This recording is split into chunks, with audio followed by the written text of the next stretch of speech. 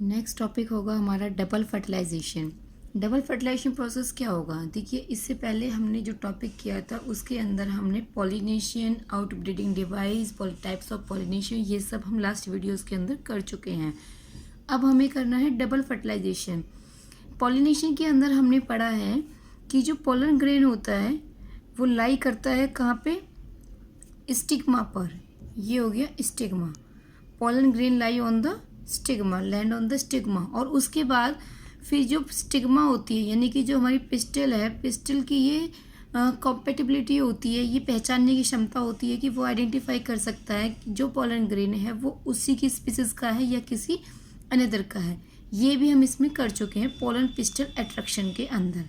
After that जब pollen grain यहाँ पहुँच जाएगा तो उसके बाद क्या होता है? पोलन ग्रेन इसके अंदर, यानी जो पिस्टल होती है, पिस्टल के अंदर एंटर करेगा और इसी में ही जो पोलन ग्रेन की स्ट्रक्चर होती है उसमें जर्म पोर होगा। जर्म पोर से जो यानी कि जो पोलन ट्यूब रिलीज होती है, जर्म पोर जो होगा पोलन ग्रेन है, ये हमने लास्ट वीडियोस के अंदर सब कर चुके हैं। जो पोलन ग्रेन रिलीज होता है यानी कि जर्म पोर से जब पोलन ट्यूब निकलती है तो इसके अंदर जो जनरेटिव सेल होती है वो डिवाइड हो जाती है और 2 मेल गैमेट्स फॉर्म होते हैं, 2 मेल गैमेट्स। और ये प्रोसेस कहाँ पे होता है? ये प्रोसेस होता है पोलन ट्यूब के अंदर। यानी ये जो पोलन ट्यूब है, यानी पिस्टल है, पिस्टल के अंदर ऐसा होता है और इसी के अंदर 2 मेल गैमेट्स फॉर्म हो जाते हैं। ठीक है, तो पॉलिनेशन के बाद क्या हुआ? पॉलिनेशन के बाद जो pollen grain lie on the stigma, after that the pollen grain enter into the pistol and the pollen grain germinate and divided into 2 male gametes।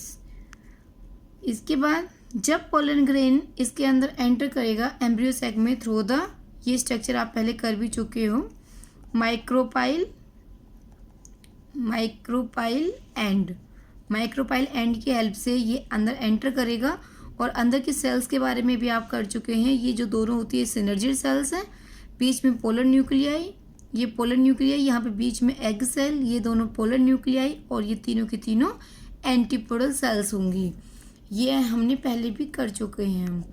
ये होगी एंटीपोडल सेल्स हो गई, ये पोलर न्यूक्लियाई। इसी में ही सेंटर में जो होती है वो होती है एग सेल, और एग सेल के जो साइड में ये दोनों की दोनों हैं ये होंगी सिनर्जिड सेल्स। ठीक है, यहाँ तक हो गया। इसके बाद जब पोलन ग्रेन इसके अंदर एंटर करेगा तो एंटर करने के बाद दोनों के दोनों मेल गैमेट्स इसमें एंटर करते हैं। इसके बाद जो 1 मेल गैमेट कितने थे? 2, 1 male gamete and then another male gamete. तो जो एक पहला वाला मेल गैमेट है fertile with the egg cell, जो इन दोनों के अंदर हमने यहाँ एग सेल के बारे में पढ़ा है, तो ये किसके साथ फर्टाइल करेगा? एग सेल के साथ। ये एग सेल के साथ फर्टाइल करेगा। गैमेट्स भी हैप्लॉइड है, ये भी हैप्लॉइड है और ये भी हैप्लॉइड है। हैप्लॉइड मिलके क्या बनाते हैं? Diploid. Haploid combine together to form diploid. तो मेल गैमेट्स एग सेल के साथ फ्यूज होगा और डिप्लॉइड जाइगोट की फॉर्मेशन करेगा।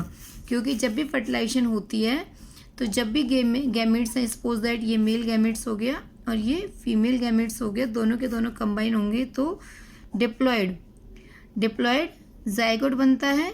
जाइगोट के बाद हमेशा एम्ब्रियो, ये चीज़ याद रखना क्योंकि नेक्स्ट वीडियो में भी इसी के बारे में पढ़ना है, जाइगोट के बाद क्या होता है। एम्ब्रियो, और एम्ब्रियो के बाद सीड की फॉर्मेशन होती है। ठीक है, तो यहाँ तक हो गया। डिप्लॉइड जाइगोट की फॉर्मेशन होती है। जो अनदर मेल गैमेट्स है वो ये जो दोनों पोलर न्यूक्लियाई हैं, बीच में जो पोलर न्यूक्लियाई होती हैं, 2 पोलर न्यूक्लियाई के साथ फ्यूज होगा तो 2 + 1 कितनी हो गई? 3 ट्रिप्लॉइड एंडोस्पर्म लेयर की फॉर्मेशन होगी। कैसे? क्योंकि और इसका काम क्या होगा? ट्रिप्लॉइड एंडोस्पर्म लेयर कहाँ पे फॉर्म होती है? देखो बेटा, जब भी हम करते हैं तो यहाँ पे जब ये इसके साथ मेल गैमेट एग सेल के साथ फ्यूज होगा तो जाइगोट बन जाएगा, और जाइगोट से एम्ब्रियो। तो जब जाइगोट से एम्ब्रियो की डेवलपमेंट होगी तो डेवलपमेंट के लिए उनको नरिशमेंट चाहिए। तो जो अनदर मेल गैमेट होता है वो इन पोलर न्यूक्लिया के साथ कंबाइन होकर एंडोस्पर्म लेयर की फॉर्मेशन करता है। ये एंडोस्पर्म लेयर फिर इस एम्ब्रियो के चारों तरफ यहाँ पे फॉर्म होती है, चारों तरफ फॉर्म हो जाएगी, यहाँ पे चारों तरफ होगी, जो कि क्या काम करेगी, एम्ब्रियो को यानी जाइगोट से एम्ब्रियो और एम्ब्रियो से सीड की डेवलपमेंट के लिए इसको नरिशमेंट प्रोवाइड करेगा। तो ये इसी में ही एम्ब्रियो सैक के साइड साइड में होगी और जाइगोट है वो बीच में डेवलप होगा एम्ब्रियो में और एम्ब्रियो से सीड में। तो ये आपको क्लियर हो गया होगा। तो जाइगोट से क्या बन गया, एम्ब्रियो और एम्ब्रियो से सीड। तो इसी में ही जो ये बनता है एंडोस्पर्म लेयर बनती है, तो इसी को ही हम क्या बोल देते हैं, primary endosperm sales, in short form PEC।